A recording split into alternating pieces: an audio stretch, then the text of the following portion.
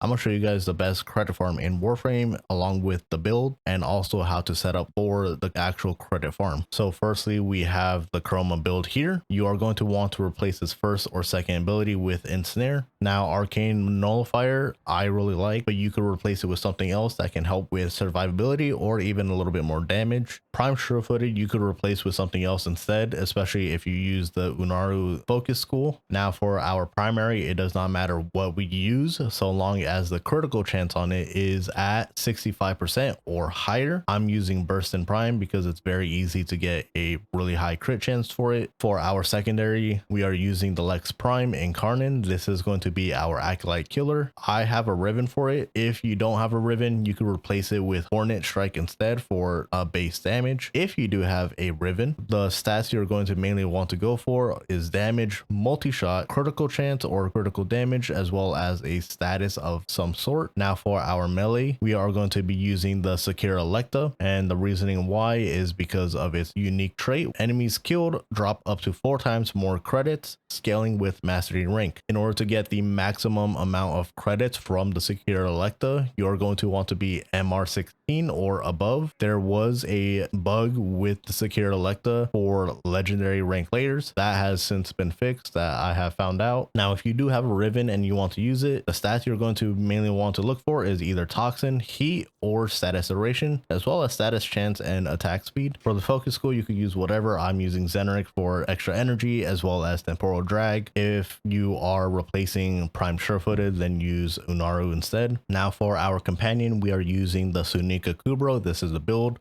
We are going to want a unranked Unleashed, and the reasoning why is because the Kubro hunts for Xmas units protected by Overguard within 35 meters and deals 300% damage against Overguard. The reasoning why we want it unranked is because leveling it up increases the range, so we don't want our Kubro to be leaving our area. We only want it within our own tile set because it's just going to run around the entire map pretty much if we max out this rank. Now there are 2 empty mod slots here. If you want to put extra mods in, you can, to help with either more damage or with survivability. Now onto the claws. You don't have to do all of this. The only mods you really need is Bite and Hunter Synergy. This is why we needed a primary with a higher critical chance in order to get the claws up to a higher critical chance, because we had Tenacious Bond on our build.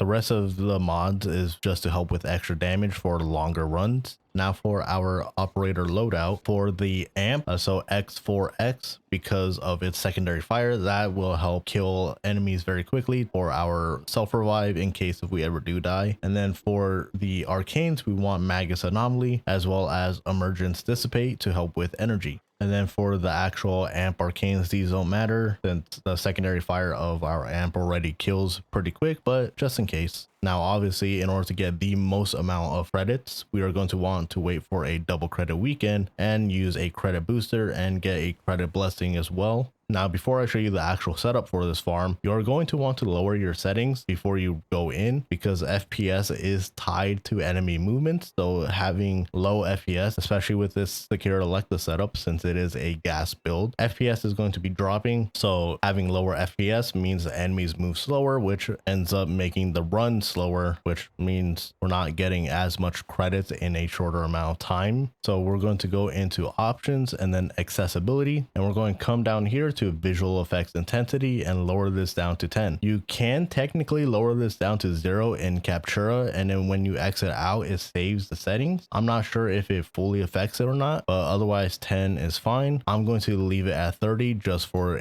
the example when we load in. You're also going to want to enable reduce teammate visual effects. Now, if you do want to maximize amount of FPS, obviously you could go into your video settings and start lowering everything else in here. I'm not going to do that since I'm only going to be showing a example. To further add on to this, you can also change the energy and emissives on your weapons to black, just so they don't appear as much on the screen, so they're not properly rendered, if that makes sense, just to help with FPS. Especially, like I said, since we are going to be using gas, it's going to be pretty much on our screen the entire time. So I have it set to black, but I will replace it just to show. We're going to make it blue. Now for the actual mission we are going to be playing, it is Titan. It is a survival mission on Saturn, and we are going to be wanting to do this on Steel Path. This mission is also able to open up as a feature, so you could farm for relics as well as get extra boosters in that mission. I'm going to be loading into this mission on normal. You can technically do this on normal as well, but it is a lot slower. I'm doing it on normal just to show the actual setup and how to properly farm it, and also the tile sets that you want. So loading into the mission, you want to be seeing what I am seeing here. This is the tile set that you want. If you get any other tile set, leave and then reload the mission until you get this right here.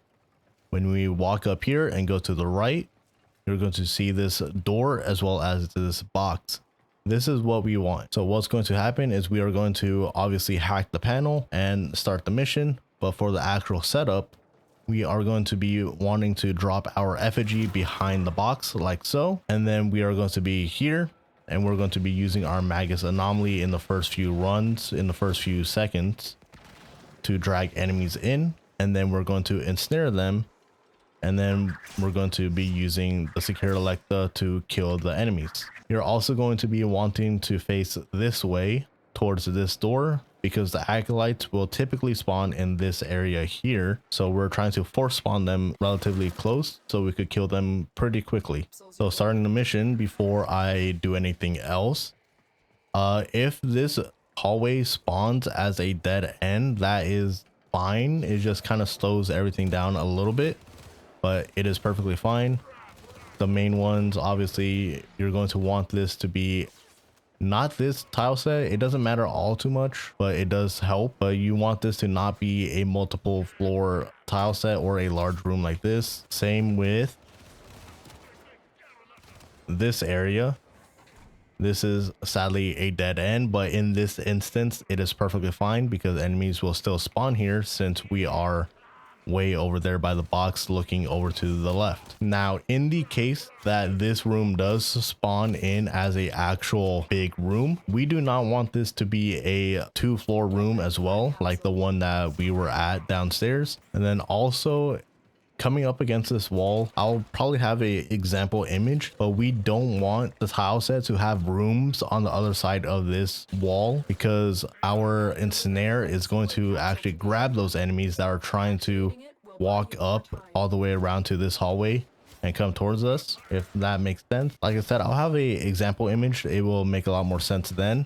But anyways, for the actual run here, so let's pretend I have my effigy there. You're going to want to ensnare a enemy. We're going to drag them over into this corner, ensnare, and then just obviously they're going to be a lot more tanky on Steel Path, but that is what's going to be the entire setup. We ensnare, we hit, ensnare, and hit, ensnare, hit. But since we are on a normal difficulty, they are just dying very quickly. But that is the setup. Their rage is vehement, their focus impressive. Give them all warriors death. They have just shut down all systems. I'm sending life support capsules your way.